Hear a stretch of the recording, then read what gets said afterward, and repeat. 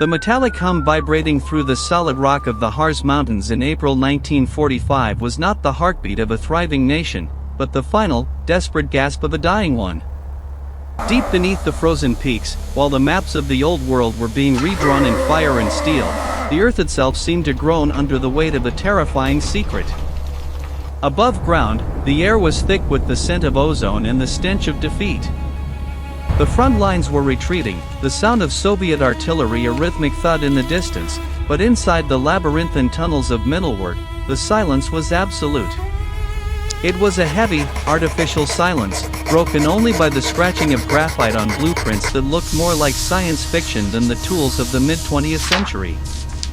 A young engineer named Hans, his hands trembling from both the bitter cold and the sheer weight of his task, stared at a series of equations that suggested gravity was not a constant, but a variable to be manipulated. He knew that outside, his world was ending in a chaotic swirl of ash and screaming metal, but here, in the damp darkness, he was touching the fabric of a terrifying, impossible future. The atmosphere in these secret research bureaus was one of intellectual isolationism pushed to the brink of insanity.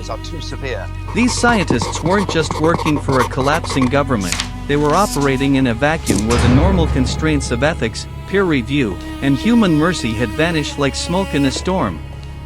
This isolation allowed for a lethal kind of creativity, a brilliance that had curdled into something unrecognizable.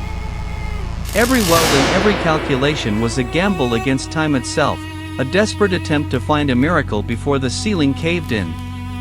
The pressure was immense, a physical weight that made the lungs ache and the mind fracture. SS officers paced the corridors, their polished boots clicking against the concrete like a countdown clock.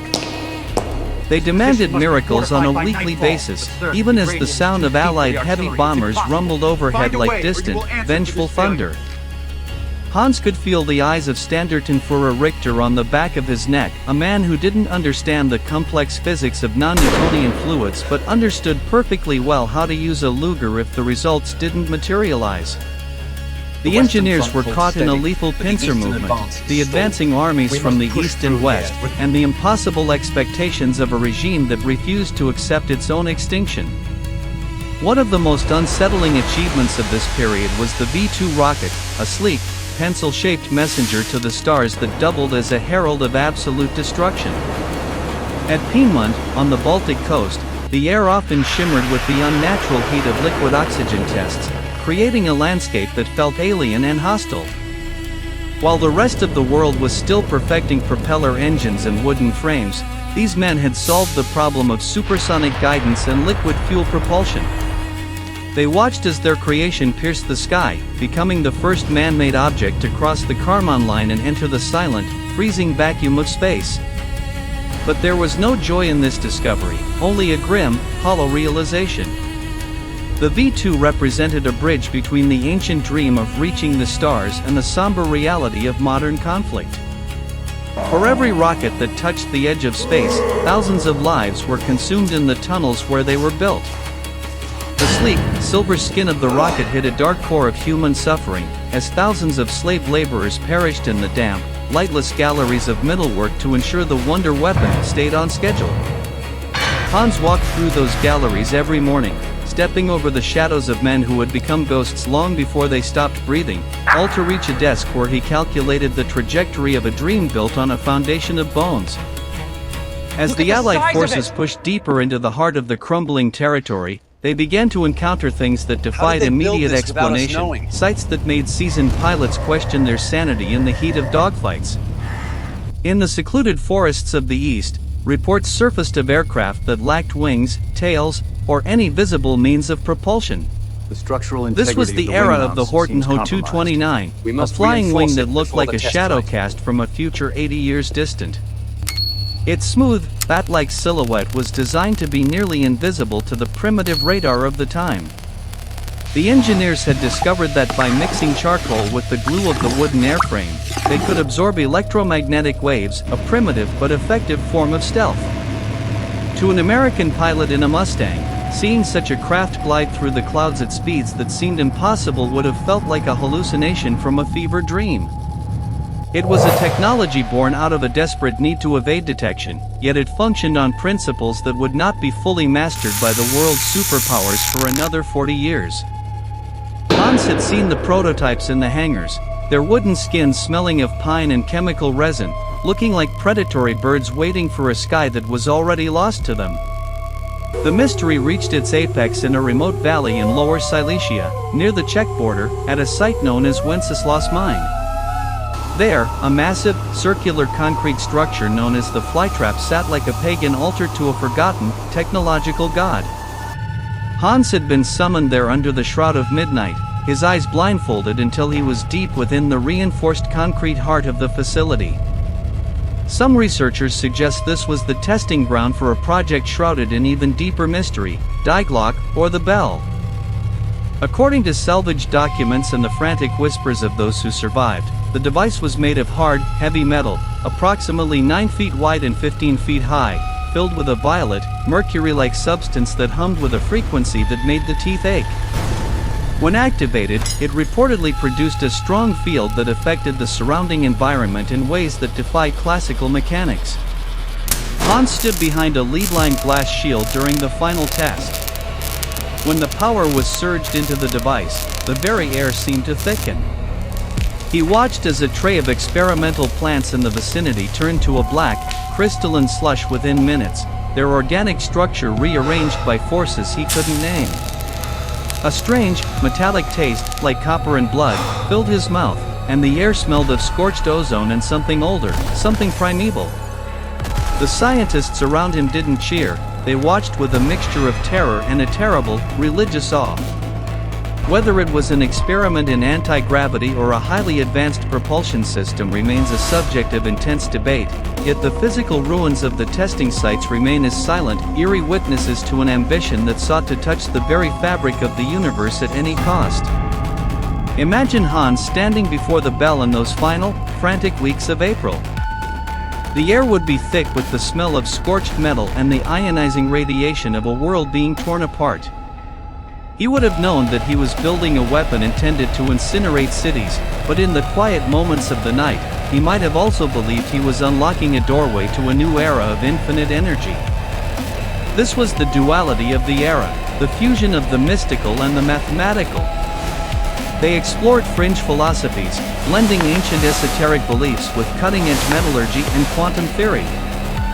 This created a unique scientific culture where nothing was off-limits, and no experiment was too cruel if it promised a breakthrough.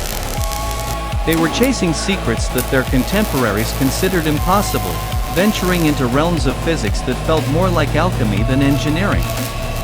Hans watched as his colleagues grew pale, their hair falling out in clumps, their eyes wide with the realization that they had summoned something they could not control.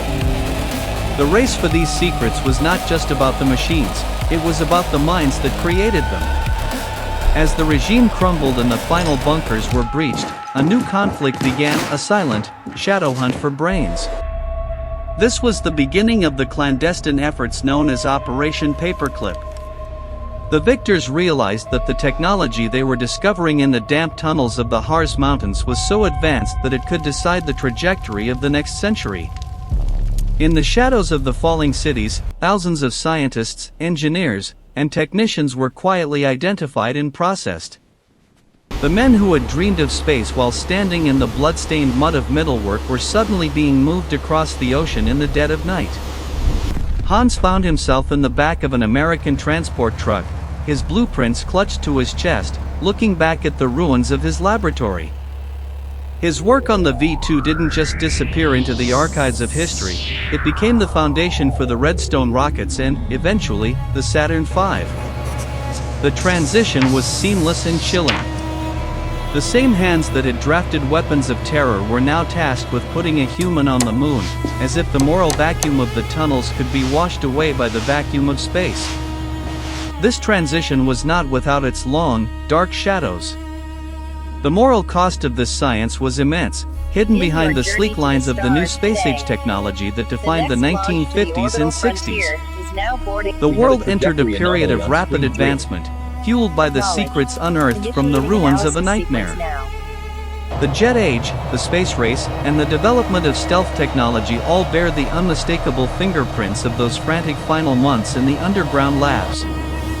It is a dark irony that the tools designed for a catastrophic conflict became the vehicles that expanded the horizons of human knowledge.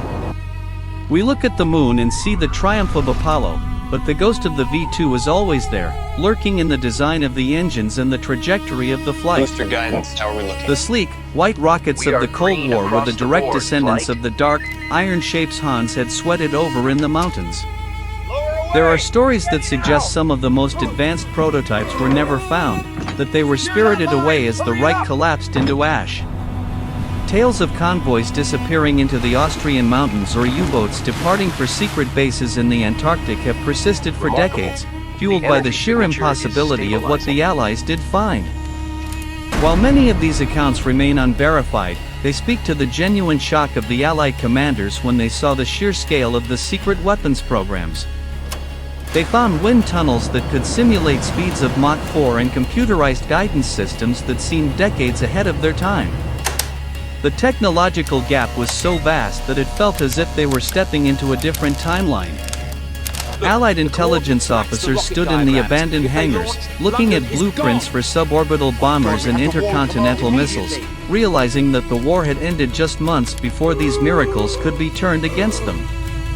Hans often wondered what happened to the final version of the Bell, or the blueprints for the disc-shaped craft he had seen in the fleeting light of a dying factory.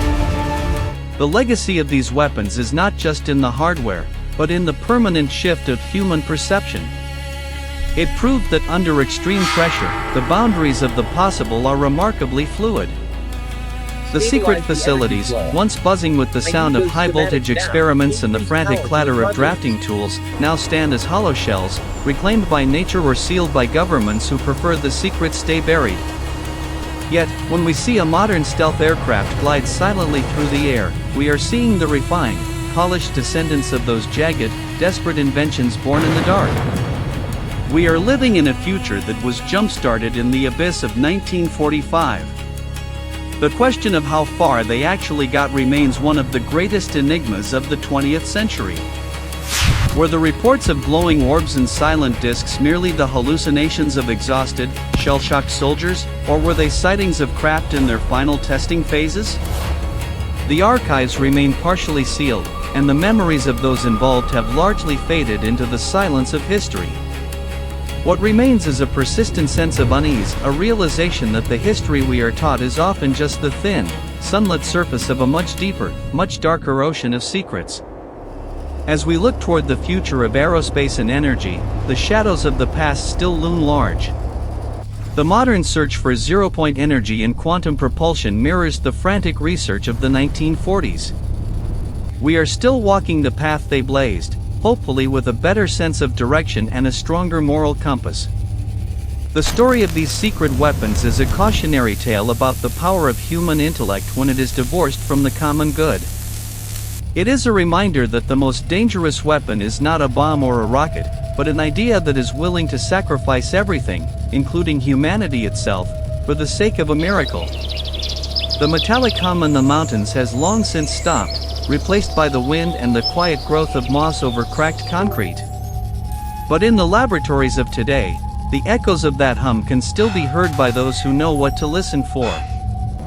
Every time a new discovery challenges our understanding of gravity or speed, we are reminded of the time when science went too far, too fast, in the darkness of a world at war. The blueprints may have been burned, and the prototypes may have been dismantled, but the knowledge that such things could be built changed the world forever. It stripped away the illusion of a slow, predictable march of progress and replaced it with the reality of sudden, violent leaps in understanding.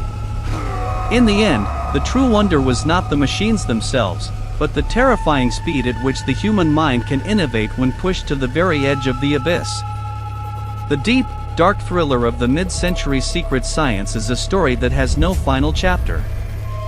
Each year, new documents are declassified, and new ruins are explored, offering glimpses into a program that was as ambitious as it was unsettling. The silence of the underground bunkers is a powerful reminder that some secrets are buried for a reason, and that the cost of wonder can often be higher than anyone is prepared to pay. The conflict may have ended, but the race to master the forces of the universe, a race that truly began in those hidden mountain labs, is still very much underway, moving silently in the background of our modern world. We are tethered to that era, whether we realize it or not. The sky we look at today is the same sky they looked at with such desperate, hungry intensity, and the rockets that pierce it today are the direct descendants of a dream that was born in a nightmare. Deep in the Harz Mountains, if you stand perfectly still in the right valley, you can almost imagine you hear it. Not the wind, not the birds, but the faint, ghostly vibration of a machine that shouldn't exist, spinning in the dark, waiting to be rediscovered. It is the sound of an era that refused to go quietly into the night, a legacy of steel and secrets that continues to haunt the corridors of modern science. The wonder weapons are gone, but the shadow they cast is long, reaching from the ruins of the old world all the way to the stars. The story of the secret weapons is ultimately a story about us. It asks what we are willing to overlook in the pursuit of the next great breakthrough. As we continue to push the boundaries of the known universe, we carry the weight of those tunnels with us. The pursuit of the impossible continues, driven by the same human spirit that once sought miracles in the mud.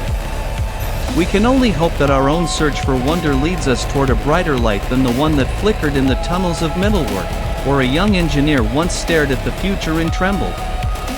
The blueprints of that era were more than just technical drawings, they were maps of a psyche pushed to the breaking point.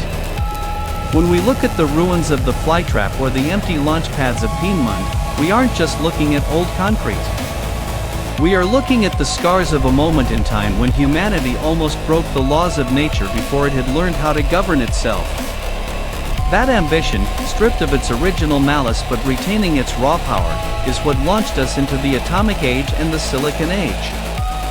We are the inheritors of that frantic ingenuity. Every time a satellite orbits the Earth or a stealth jet vanishes from a radar screen, the ghost of 1945 nods in approval. The world was remade in those tunnels, not by the politicians or the generals, but by the men with the graphite pencils and the slide rules who were told to do the impossible or die. As the sun sets over the Harz Mountains today, the secrets remain buried deep, a silent foundation for the world we think we know, reminding us that the most profound changes often happen in the places where no one is allowed to look.